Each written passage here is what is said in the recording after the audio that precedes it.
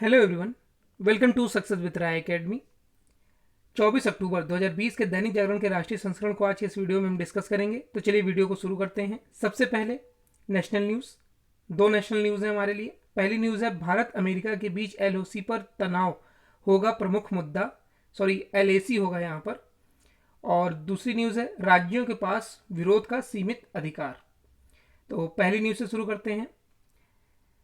अगले मंगलवार यानी 27 अक्टूबर को भारत और अमेरिका के विदेश तथा रक्षा मंत्रियों की अगुवाई में होने वाली 2+2 वार्ता में भारत व चीन के बीच एलएसी पर चल रहा सैन्य विवाद एक अहम मुद्दा होगा। यह पहला मौका होगा जब भारत व अमेरिका के बीच होने वाली वार्ता में भारत की सीमा सुरक्षा से जुड़े मुद्दे प्रमुखता से उठेंगे।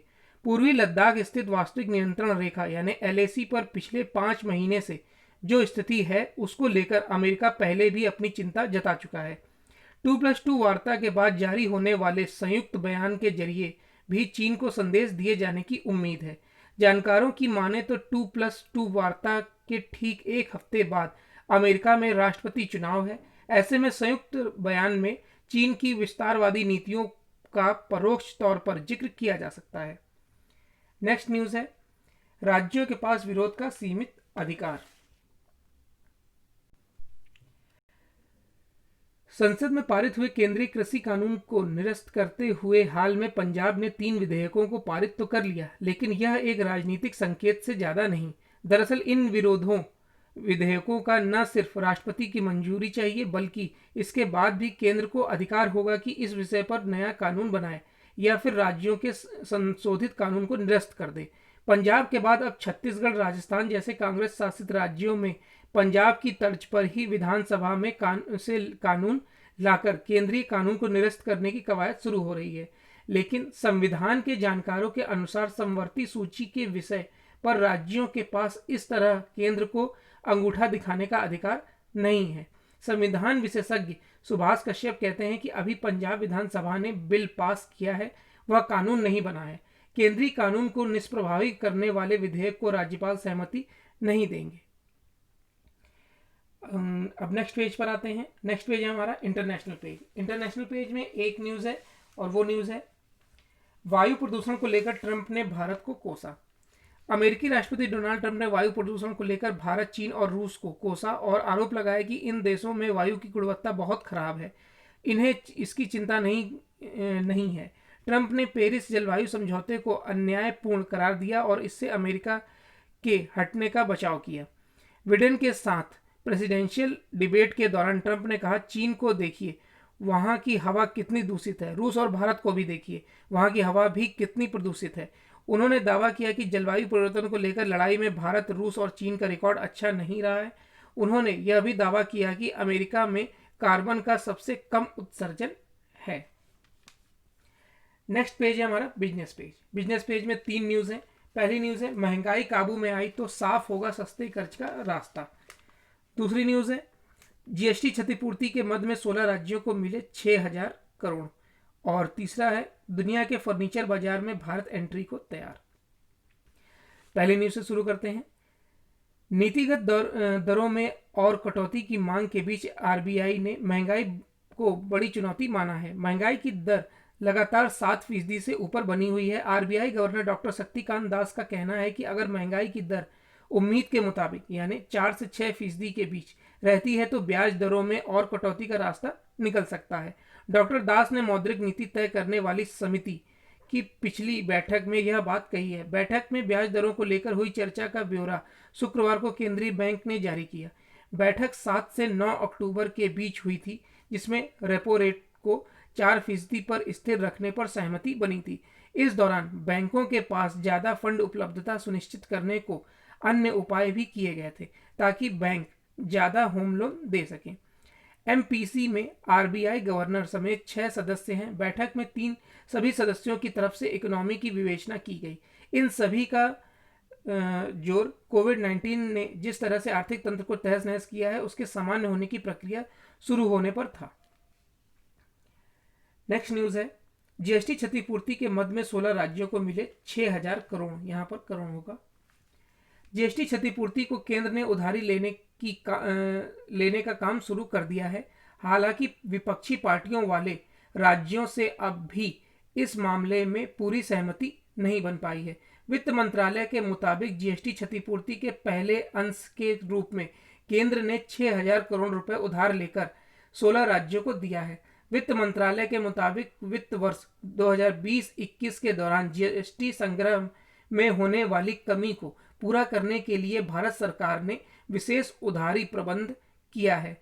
वित्त मंत्रालय के मुताबिक 21 राज्यों और 2 केंद्र शासित प्रदेशों ने इस विशेष प्रबंधन के तहत क्षतिपूर्ति प्राप्त करने को लेकर सहमति दी है। केंद्र ने 5.19% ब्याज दर पर उधार लिया है।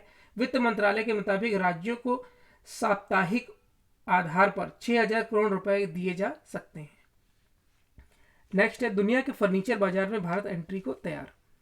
दुनिया के फर्नीचर बाजार में भारत की एंट्री की तैयारी इन दिनों जोरों पर है। अभी वैश्विक फर्नीचर निर्यात बाजार में भारत की हिस्सेदारी 1% से भी कम है।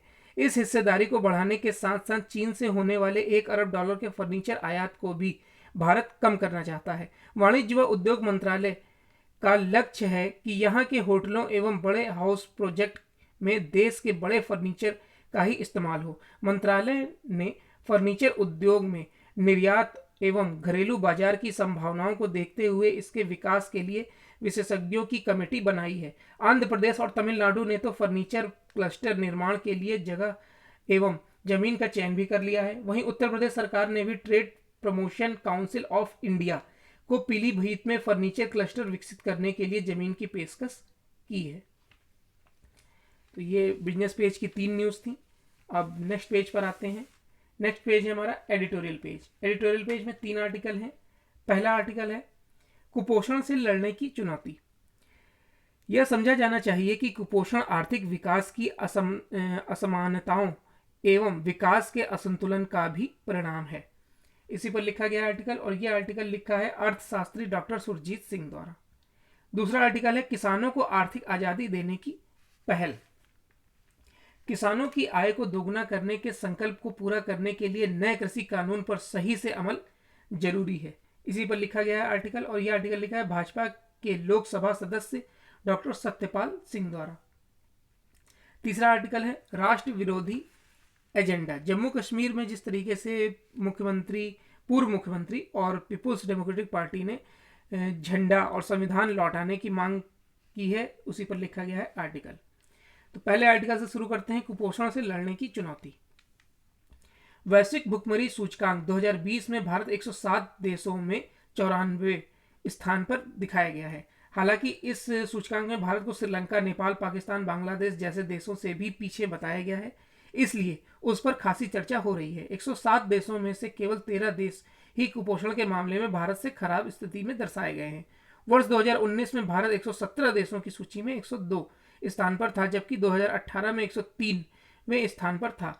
इस सूचकांक के साथ जारी रिपोर्ट के अनुसार भारत की 14% आबादी अल्पपोषित है। एक बच्चे में बौनेपन की दर 37.4% है। इस रिपोर्ट के मुताबिक विश्व में करीब 69 करोड़ लोग कुपोषित हैं। यद्यपि यह रिपोर्ट यह कहती है कि भारत में बाल मृत्यु दर में सुधार हुआ है, जो अब 3.7% है, परंतु यह दर अन्य देशों की तुलना में बहुत अधिक है। प्रश्न यह है कि आज़ादी के 74 वर्षों के बाद भी भारत से कुपोषण जैसी समस्या को समाप्त क्यों नहीं किया जा सका है। यद्यपि सरकार द्वारा पिछले 2 दशकों में अल्प पोषण और एवं कुपोषण पर काबू पाने के लिए उल्लेखनीय कदम उठाए गए हैं, जैसे मिड डे मील, राष्ट्रीय पोषण मिशन, ई पोषण व्यवस्था अभियान, समेकित बाल विकास सेवाएं, सार्वजनिक वितरण प्रणाली, मनरेगा आदि। राष्ट्रीय खाद्य सुरक्षा कानून 2013 का उद्देश्य एक गरिमापूर्ण जीवन जीने के लिए लोगों को वहनीय मूल्यों पर अच्छी गुणवत्ता का खाद्यान्न पर्याप्त मात्रा उपलब्ध कराते हुए उन्हें समुचित खाद्यान्न एवं पोषण सुरक्षित प्रदान करना है। वैश्विक भुखमरी सूचकांक 2020 में गरीबी, आहार और विविधता के अभाव, मात्र शिक्षा के निम्न स्तर आदि प्रमुख कारणों को कुपोषण के लिए जिम्मेदार माना गया है। इन पर ध्यान देने के साथ इन्हें जलवायु परिवर्तन से उपजी चुनौतियों पर भी ध्यान देना होगा। जलवायु परिवर्तन ने न सिर्फ आजीविका, पानी की आपूर्ति और मानव स्वास्थ्य के लिए खतरा पैदा कर दिया है, बल्कि खाद्य सुरक्षा के लिए चुनौती भी खड़ी कर दी है। इसका सीधा असर कुपोषण पर पड़ता है। बढ़ती जनसंख्या के प्रत्येक कारण प्रत्येक को स्वच्छ पेयजल उपलब्ध न हो पाना और सफाई न होने के कारण कुपोषण की समस्या और अधिक गंभीर रूप ले लेती है। आगे लिखा गया है कि अपेक्षाकृत तेजी से आर्थिक विकास के बावजूद भारत कुपोषण की समस्या को दूर करने में कामयाब नहीं हो पा रहा है। इससे स्पष्ट है कि पोषण की स्थिति में सुधार की दिशा में किए जा रहे प्रयासों में संरचनात्मक बदलाव किए जाने की आवश्यकता है। ऐसे करके ही 2022 तक कुपोषण मुक्त भारत एवं 2030 तक गरीबी को समाप्त करने के लक्ष्य को हासिल किया जा सकता है। नेक्स्ट आर्टिकल है किसानों को आर्थिक आज़ादी देने की पहल। सरकारी आंकड़ों के अनुसार देश की 60% आबादी कृषि पर निर्भर है, परंतु जिंदगी के आंकड़े बताते हैं कि देश और दुनिया की 100% आबादी कृषि पर निर्भर है, क्योंकि अन्न, फल, सब्जी, दाल, दूध आदि के बिना जिंदा रहना मुमकिन नहीं है। मोदी सरकार ने 28 फरवरी 2016 को पहली बार किसानों की आय को 2022 तक दोगुनी करने की सहमति पर घोषणा की थी। इसी दिशा में उन्होंने स्वामीनाथन कमेटी की न्यूनतम समर्थन मूल्य संबंधी सिफारिशों को लागू किया। यह अवश्य मतभेद का विषय है कि कृषि लागत और मूल्य आयोग द्वारा लागत मूल्य की गणना करते समय सभी निवेश इनपुट का सही मूल्यांकन किया गया या नहीं। अब ग्रामीण कल्याण के उद्देश्य से मोदी सरकार ने 3 नए कृषि कानून बनाए हैं। कृषि उपज व्यापार एवं वाणिज्य अधिनियम 2022 के तहत किसानों को अपनी उपज बेचने की आज़ादी दी गई है। वे उत्पादों को अधिकृत मीडिया के अतिरिक्त जिले, राज्य या देश में किसी भी स्थान पर भेजने को स्वतंत्र होंगे। यह समझ से बाहर है कि इस प्रावधान से किसी को आपत्ति क्यों है। नए कानून के अनुसार करार होने के बाद कृषि उत्पादन खरीदने के 3 दिनों के भीतर व्यापारी को किसान को भुगतान करना होगा। कंपनियों एवं व्यापारियों के इस क्षेत्र में आने पर किसानों के सामने बहुत सारे विकल्प होंगे। व्यापारी खरीदे हुए उत्पादों यथा अनाज, फल, सब्जी इत्यादि को अच्छे दामों पर बेच सकेंगे। हमारे यहाँ प्याज, लहसुन, भिंडी, टमाटर आदि का लागत मूल्य 2 से 7 रुपये प्रति किलो पड़ता है, पर वे स्थानीय बाजारों में लगभग 30 रुपये प्रति किलो बिकते हैं। यदि व्यापारी किसान को 15 रुपये प्रति किलो का भाव देता है तो हम अंदाजा लगा सकते हैं कि किसानों को कितना लाभ होगा। यदि व्यापारी उत्पाद को विदेशी बाजार में बेचने की व्यवस्था कर लेते हैं तो उसे और भी लाभ होगा। हमारे कुछ कृषि उत्पाद ऐसे हैं यथा आम, सरसों का तेल, बथुआ, टमाटर, दालें, जिनके स्वाद का कोई मुकाबला नहीं है। एक अच्छा व्यापारी जहां अच्छे दाम कमा सकता है, वहीं किसान को भी अतिरिक्त लाभ देने के साथ विदेशी मुद्रा भी कमा सकता है। आवश्यक वस्तु संशोधन अधिनियम 2020 के तहत उत्पादों का वितरण, आपूर्ति, भंडारण करने की स्वतंत्रता के बड़े किसानों, व्यापारियों को जहां लाभ होगा वहीं अर्थव्यवस्था को भी प्रोत्साहन मिलेगा। नेक्स्ट है राष्ट्र विरोधी एजेंडा। जम्मू कश्मीर की पूर्व मुख्यमंत्री और पीपुल्स डेमोक्रेटिक पार्टी की अध्यक्ष महबूबा मुफ्ती ने राज्य का झंडा एवं संविधान लौटाने की मांग करके अलगाववादी की पैरवी करने के साथ ही पाकिस्तान के सुर में सुर मिलाने का ही काम किया है। उन्होंने जम्मू कश्मीर का पुराना झंडा हाथ में लेकर अलगाव और आतंक की जमीन तैयार करने वाले अनुच्छेद 370 को बहाल करने की मांग करके उन कारणों को सही साबित किया जिसके चलते उन्हें लंबे समय तक नजरबंद रखा गया। उन्होंने जम्मू कश्मीर के साथ साथ देश के हितों की किस तरह कहीं कोई परवाह नहीं की, इसका पता उनकी इस धमकी से चलता है कि पुरानी व्यवस्था बहाल ना होने तक वह किसी चुनावी प्रक्रिया में भाग नहीं लेंगी। वह ऐसा ना करें तो उनकी मर्जी, लेकिन उन्हें इसकी इजाज़त बिल्कुल नहीं दी जा सकती कि वह लोगों को भड़काने के साथ राष्ट्र की भावनाओं को आहत करने का काम करें। यह महज दुर्योग नहीं है कि महबूबा मुफ्ती उन फारूक अब्दुल्ला के साथ खड़ी हैं जो चीन की मदद से अनुच्छेद 370 की वापसी का सपना देख रहे हैं।